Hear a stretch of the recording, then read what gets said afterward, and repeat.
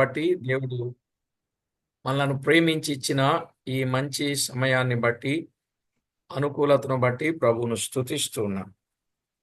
ପ୍ରଭୁଙ୍କର ମହା ଅନୁଗ୍ରହ ହେତୁ ପ୍ରଭୁ ଆମମାନଙ୍କୁ ଦେଇଥିବା ଏହି ସୁନ୍ଦର ଅନୁକୂଳ ସମୟ ହେତୁ ମୁଁ ପ୍ରଭୁଙ୍କୁ ଧନ୍ୟବାଦ ଦେଉଅଛି। యోబు గ్రంథం 15వ అధ్యాయం 12 నుండి 16 వచనాలు చదువుకుందాం. ଆଇବ ପୁସ୍ତକ 12 ପର୍ବ ଆମେ 15ରୁ ପଢିବା।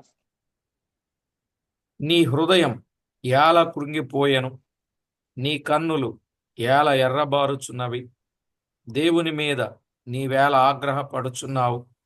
నీ నోటి నుండి అట్టి మాటలెలా రానిచ్చుచున్నావు? శుద్ధుడగుటకు నరుడు ఏపాటివాడు? నిర్దోషుడగుటకు స్త్రీకి పుట్టినవాడు ఏపాటివాడు? ఆలోచించుము, ఆయన తన దూతల యందు నమ్మిక ఉంచడు. ఆకాశ వైశాల్యము ఆయన దృష్టికి పవిత్రము కాదు. అట్లుండగా హేయుడును చెడినవాడును నీళ్లు త్రాగునట్లు దుష్క్రియలు చేయువాడును మరి అపవిత్రుడు గదా అన్నాడు. అలా ఇంకొకసారి అధ్యాయం చెప్తారా? 15వ అధ్యాయం 12 నుండి 16 వచనాలు. 15 ପର୍ବ 12ରୁ ଆମେ 16 ପର୍ଯ୍ୟନ୍ତ ଓଡ଼ିଆରେ ପଢିବା। 12ରୁ ତୁମ ମନ ତୁମକୁ କାହିଁକି ବିପଦରେ ନେଇଯାଏ ଓ ତୁମର ଚକ୍ଷୁ କାହିଁକି ମଟମଟ କରେ, ଯେ ତୁମେ ପରମେଶ୍ୱରଙ୍କ ବିରୁଦ୍ଧରେ ଆପଣ ଆତ୍ମାକୁ ଚିଆଉଅଛ ଓ ଆପଣା ମୁଖରୁ ଏପରି କଥା ବାହାରିବାକୁ ଦେଉଅଛ। ମନୁଷ୍ୟ କିଏ ଯେ ସେ ଶୁଚି ହୋଇପାରେ ଓ ସ୍ତ୍ରୀର ତ ମନୁଷ୍ୟ କିଏ ଯେ ସେ ଧାର୍ମିକ ହୋଇପାରେ? ଦେଖ, ସେ ଆପଣା ପବିତ୍ର ଗଣଠାରେ ବିଶ୍ୱାସ କରନ୍ତି ନାହିଁ, ଆହୁରି ତାଙ୍କ ଦୃଷ୍ଟିରେ ଆକାଶ ମଣ୍ଡଳ ନିର୍ମଳ ନୁହେଁ। ତେବେ ଘୃଣା ଓ ଭ୍ରଷ୍ଟ ଅଧର୍ମକୁ ଜଳ ପରି పారకారి ଯେ మనుష్య ସେ କେଡ଼େ ନୁନ୍ୟ। చదవబడిన ఈ లేఖనం కొరకు ప్రార్థన చేసి వాక్యాన్ని ధ్యానం చేద్దాం. ପଠନ ହେଇଥିବା ବାକ୍ୟ ନିମନ୍ତେ ପ୍ରାର୍ଥନା କରିକି ଆମେ ଧ୍ୟାନ କରୁ। జీవాధిపతి అయిన మా దేవ, మీ ఘనమైన నామమునకు వందనములు చెల్లిస్తున్నాం. ଜୀବନ୍ତ ପରମେଶ୍ୱର ତୁମର ସେ ଗୌରବମୟ ନାମରେ ଆମେ ଧନ୍ୟବାଦ ଦଉଅଛୁ। చదవబడిన లేఖన భాగమును దీవించి మా అందరితో తేటగా సూటిగా స్పష్టముగా మాట్లాడి మహిమ పొందుతారని వేడుకుంటూ ପଠନ ହେଇଥିବା ବାକ୍ୟ ଦ୍ୱାରା ତୁମେ ଆମମାନଙ୍କୁ ସରଳ ଭାବରେ ସିଧା ଭାବରେ କଥା କୁହ ବୋଲି ପ୍ରାର୍ଥନା କରୁଛୁ। మా ప్రభు అయిన యేసు క్రీస్తు నామమున ప్రార్థించి వినులమై వేడుచూ ఉన్నాము తండ్రి.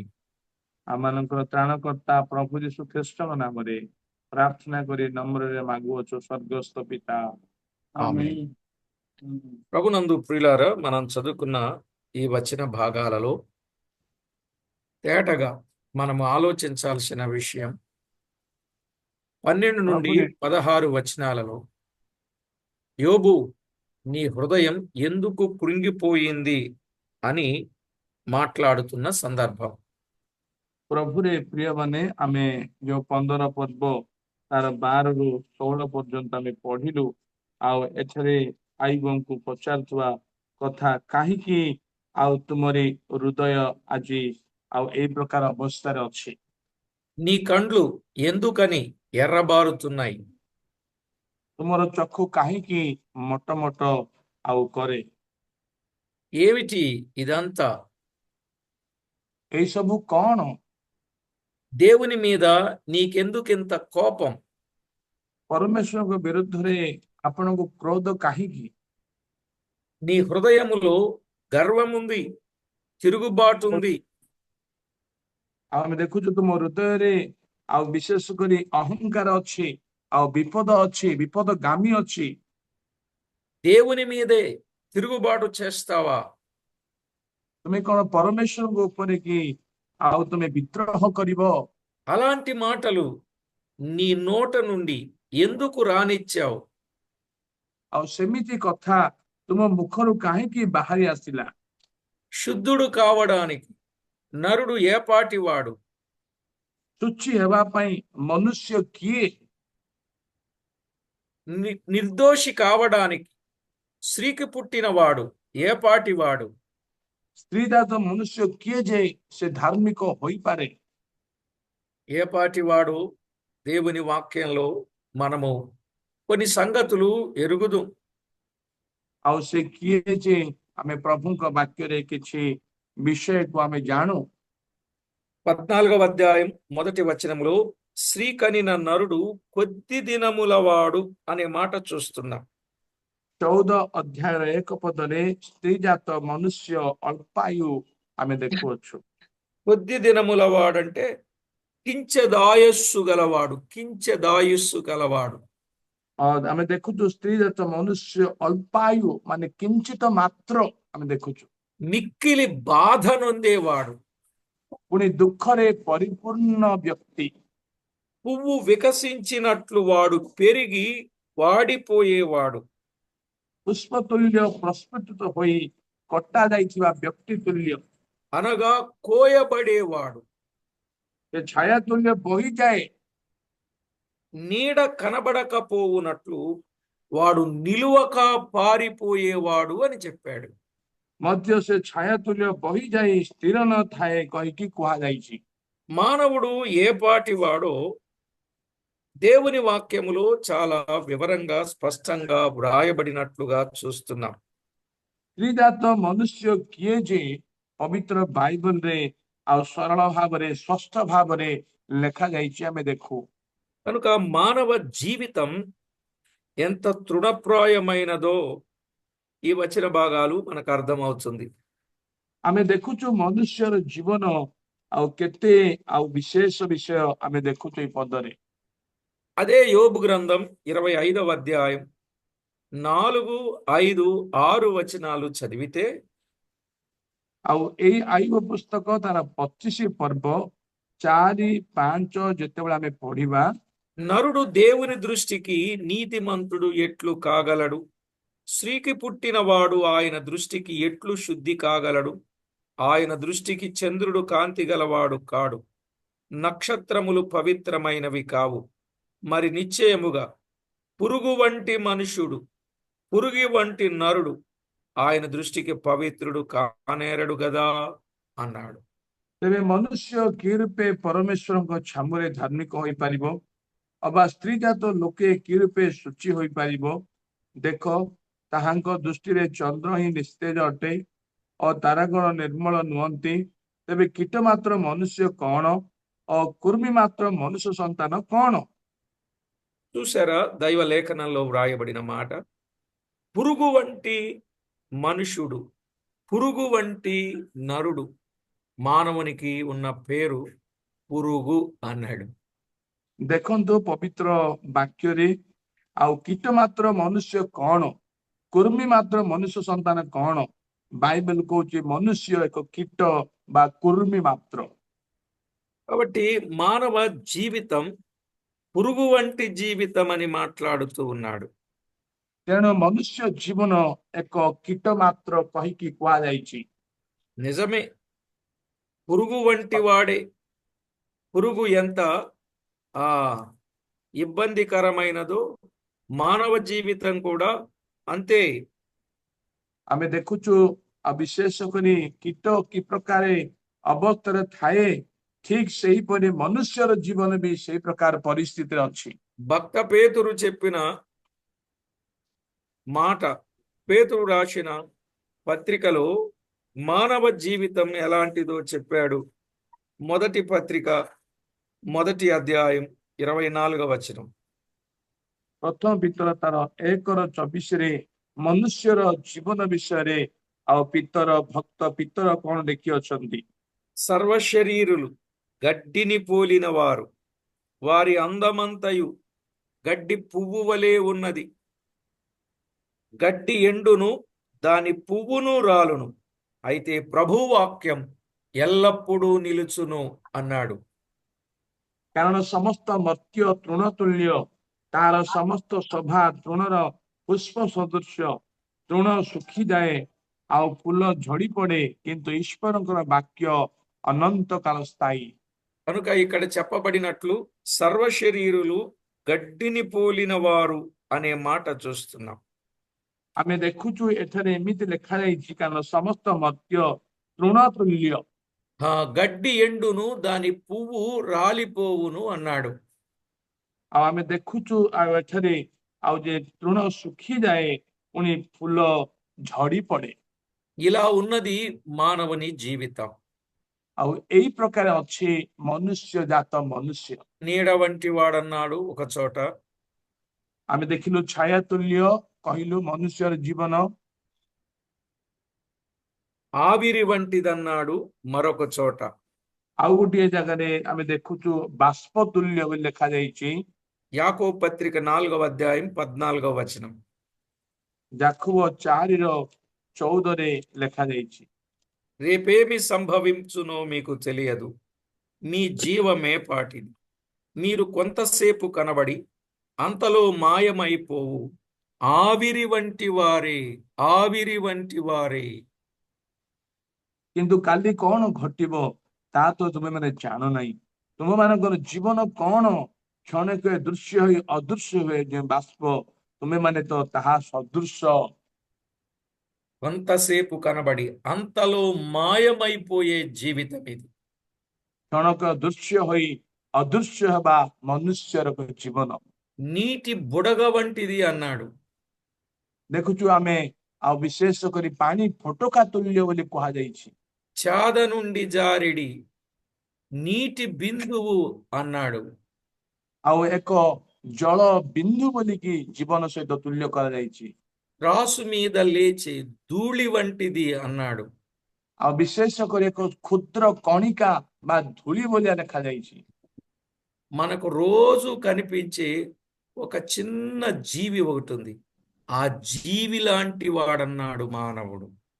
ଆମେ ସବୁବେଳେ ଦେଖାଯିବା ଏକ କ୍ଷୁଦ୍ର ଜୀବି, ସେଇ ପ୍ରକାରେ ମନୁଷ୍ୟ ଏକ କ୍ଷୁଦ୍ର ଜୀବି ଅଟେ। ఆ జీవే జీవో చూడండి. యెషయా గ్రంథం 51వ అధ్యాయం 6వ వచనం. ଆଉ ଜିସାୟ 51:6 ଦେଖନ୍ତୁ, ଆଉ ସେ କି ପ୍ରକାର ଜୀବି ଅଟେ। ఆకాశం వైపు కనులెత్తుడి, క్రింద భూమిని చూడుడి. అంతరిక్షము పొగవలే అంతర్ధానమగును, భూమి వస్త్రము వలె పాతగిలిపోవును. అందరి నివాసులు అటువలే చనిపోవుదురు.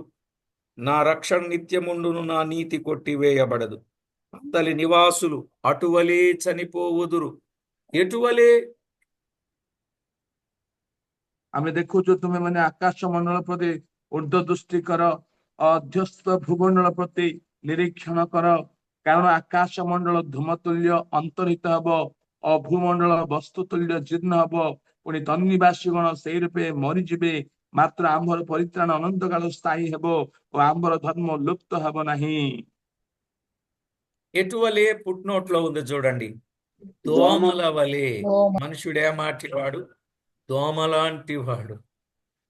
ଆମେ ଦେଖୁଛୁ ମନୁଷ୍ୟ କି ପ୍ରକାରେ ତନ୍ନିବାସୀଗଣ କିପରି ମରିଯିବେ, ଏକ ମଶା ତୁଲ୍ୟ। ఇప్పుడు చెప్పండి, దోమకి ఏమైనా వారంటీ గ్యారంటీ ఇంతకాలం ఉంటుంది అనేది దోమ జీవితంలో ఏమైనా ఉందా? ଏବେ ଆପଣ ମାନେ କୁହନ୍ତୁ, ମଶାକୁ କୌଣସି ୱାରେଣ୍ଟି ଗ୍ୟାରେଣ୍ଟି ଅଛି କି ମଶା ଜୀବନରେ? దోమ ఎప్పుడు చనిపోద్దో ఎలా చనిపోద్దో ఎవ్వరికీ తెలియదు. ମଶା କେମିତି ମରିଯାଏ, କେତେବେଳେ ମରେ, କେହି ବି ଜାଣନ୍ତି ନାହିଁ। మీ మధ్య కూడా హత్య చేసిన వాళ్ళు చాలా మంది ఉంటుంటారు. ଆଉ ଆପଣ ମାନଙ୍କ ମଧ୍ୟରେ ହତ୍ୟା କରିବା ଲୋକମାନେ ଅନେକ ଲୋକ ହୁଏତ ଥାଇପାରନ୍ତି। అలాగైతే మిమ్మల్ని అందరిని తీసుకెళ్లి జైల్లో పెట్టాల్సిందే. ତାହେଲେ ଆପଣ ମାନଙ୍କୁ ସମସ୍ତଙ୍କୁ ନେଇକି କାରାଗାରରେ ରଖିବା କଥା। ఎందుకని? କାହିଁକି? ఈ మీటింగ్ లో ఉన్నవాళ్ళు, ఈ వర్తమానం వినేవాళ్ళు, నేను దోమను చంపలేదు అన్న వాళ్ళు ఎవరైనా చెప్పండి, ఎవరైనా ఒక్కళ్ళు ఉన్నారా? ଏଇ ଜୁମ୍ ମିଟିଂ ରେ ରହିବା କେହି ବି ମୁଁ କେବେ ବି ମଶାକୁ ମାରିନି ଆଉ ଏଇପରି କହିବା ଲୋକ ଅଛନ୍ତି, କହିପାରିବେ କି ମୁଁ ମାରିନି, ମଶାକୁ ମୁଁ ମାରିନି? ఏముంది, చట్టం వచ్చిందంటే దోమను చంపావు, దోమ అంటే మనుషుడే అని చెప్పేసి ఇక్కడ దీన్ని బట్టి ఆధారం చేసుకుంటే కేసు అవుతుంది మన మీద. ଯଦି ଆମେ ଏଇ ବାକ୍ୟର ପ୍ରମାଣ ନେବୁ ଆଉ ମନୁଷ୍ୟ ହିଁ ଆଉ ମଶା ତୁଲ୍ୟ, ତାହେଲେ ଆମକୁ କେସ୍ ହବ। ఏపాటిదండి జీవితం? మానవ జీవితము దోమ వంటిది. ఎలాంటి జీవితమో చూడండి. ଏ ମନୁଷ୍ୟ ଜୀବନ ଏକ କ୍ଷୁଦ୍ର ପ୍ରାଣୀ, କ୍ଷୁଦ୍ର ଜୀବି, ମଶା ତୁଲ୍ୟ ଅଟେ। కానీ మానవుని యొక్క ఆలోచనలకు, ఊహలకు, ఉద్దేశాలకు హద్దులే లేనంత పరిస్థితులు కలిగిన వాడుగా ఉంటాడు. କିନ୍ତୁ ମନୁଷ୍ୟର ଜୀବନରେ ତାର ଜ୍ଞାନ ହଉ ବୁଦ୍ଧି ହଉ ତାର ସୀମା ନାହିଁ ଆମେ ଦେଖୁଛୁ। కానీ మానవ జీవితం ఎలాంటిది అనేది ఊహించుకొని అది ఎప్పుడు ఎలాగున నష్టపోతుందో తెలియదు గనుక ఎప్పుడేం జరిగినా పర్వాలేదు అని అనుకుంటే దేవుని పట్ల భయము, భక్తి కలిగి జీవించాలి. ଯଦି ମନୁଷ୍ୟ ଜୀବନ ଯଦି ଚିନ୍ତା କଲେ ଆଉ କିଛି ଅସୁବିଧା ନି କହିଲେ ତାହେଲେ ସିଏ ପ୍ରଭୁଙ୍କ ଠାରେ ଭୟ ଭକ୍ତି ହେଇକି ଜୀବନ କାଟିବା ଆବଶ୍ୟକ। కాబట్టి మానవ జీవితం ఎంత దుర్భరమైనదో, దౌర్భాగ్యమైనదో మనము ఆలోచన చేయొచ్చు. ତେଣୁ ମନୁଷ୍ୟ ଜୀବନ କେତେ ଦୁର୍ଭାଗ୍ୟର ଜୀବନ, କି ପ୍ରକାର ଦୁଷ୍ଟିର ଜୀବନ ଜାଣିବାକୁ ପଡିବ ବା ଚିନ୍ତା କରିବାକୁ ପଡିବ। అసలు మానవ జీవితం ఏ పాటిది అన్నాడు. ତେଣୁ మనుష్ୟ ସ୍ତ୍ରୀ ଜାତ ମନୁଷ୍ୟ ଯେ କିଏ ବୋଲି କୁହାଯାଇଛି। కొన్ని కారణాలు మనము గమనించినట్లయితే ప్రియులారా, ଯଦି ଆମେ କିଛି କାରଣ భక్తుడు ఇలా ଦେଖିବା పోల్చుకున్నాడు. నేను మిన్నల్లిని చచ్చిన కుక్క వంటి వాడను కదా, మిన్నల్లిని చచ్చిన కుక్క వంటి వాడను అన్నాడు. ଆଉ ଏଇ ପ୍ରକାରେ ଜଣେ ଭକ୍ତ ଏପରି କହିଲେ, ଗୋଟେ କ୍ଷୁଦ୍ର ପୋକ ବା ମଲା କୁକୁର ତୁଲ୍ୟ ବୋଲି କହିଲେ। కాబట్టి మానవ జీవితం ఏ పాటిదో మనకు అర్థమైంది గనుక ఈ జీవితాన్ని బట్టి గర్వపడడం గాని, అతిశయించడం గాని, మిడిసి పట్టడం గాని మనం ఎప్పుడు చేయకూడదు. ମନୁଷ୍ୟ ଜୀବନ ଏଇ ପ୍ରକାର ଅବସ୍ଥା ରହିବା ହେତୁ ମନୁଷ୍ୟ କେବେ ବି ଅହଙ୍କାର ନ କରୁ ବା ସେ ଦର୍ପ ନ କରୁ, ଅତି ଆପଣାକୁ ସେ ଉନ୍ନତ ନ କରୁ, ଆମେ ଜାଣିବାକୁ ପଡିବ। కాబట్టి మానవ జీవితం ఎలాంటిదో మనకు అర్థమైంది. నరుని జ్ఞాపకం చేసుకోవడానికి వాడు ఏపాటి వాడు అన్నాడు అనంటే ఇక మానవ జీవితం యొక్క పరిస్థితి ఎలాంటిదో 8వ కీర్తన 4వ చరణంలో మనము చూస్తాం. ମନୁଷ୍ୟ ଜୀବନ ବାସ୍ତବରେ ମନୁଷ୍ୟ କିଏ ବା ମନୁଷ୍ୟ ବିଷୟରେ ଚିନ୍ତା କରିବା ପାଇଁ, ତାଙ୍କ ବିଷୟରେ ଚିନ୍ତା କରିବା ପାଇଁ ସେ କିଏ ଯେ ଆଉ ତା ବିଷୟରେ ମନୋଯୋଗୀ କରିପାରିବେ, ଆମେ ଗୀତ ସଂହିତା 8 ପର୍ବରେ ସେଇ ଶବ୍ଦକୁ ଦେଖୁଛୁ। కనుక మనుష్య జీవితం మానవునికి అర్థమయ్యిందని నేను నమ్ముతున్నాను. ତେଣୁ ମନୁଷ୍ୟର ଜୀବନ ମନୁଷ୍ୟ ବୁଝିପାରୁଛି ବୋଲି ମୁଁ ବିଶ୍ୱାସ କରୁଛି। అందుకే స్త్రీకి పుట్టినవాడు ఏపాటివాడు అని మాట్లాడుతున్నాడు. ତେଣୁ ସେ କହିଲେ ସ୍ତ୍ରୀ ଜାତ ମନୁଷ୍ୟ କିଏ ଯେ କହିକି କହିଲେ। ప్రియులారా, దైవ గ్రంథంలో వ్రాయబడిన మాట సామెతల గ్రంథం 20వ అధ్యాయం 9వ వచనం. ଆଉ ବିଶେଷ କରି ପ୍ରଭୁରେ ପ୍ରିୟ ମାନେ ପ୍ରଭୁଙ୍କର ବାକ୍ୟ ହିତୋପଦେଶ 20 ప్రసంగి ପର୍ବର గ్రంథం 9 ପଦରେ ప్రసంగి గ్రంథం 7వ అధ్యాయం 20వ వచనం. ଉପଦେଶକ 7ର 20